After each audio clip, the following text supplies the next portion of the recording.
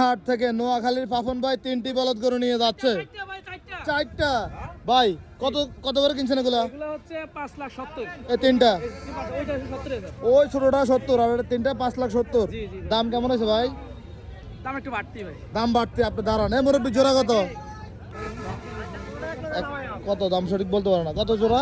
জোড়া না ভাই, সাইড দাম হইছে 640। 6,40,000।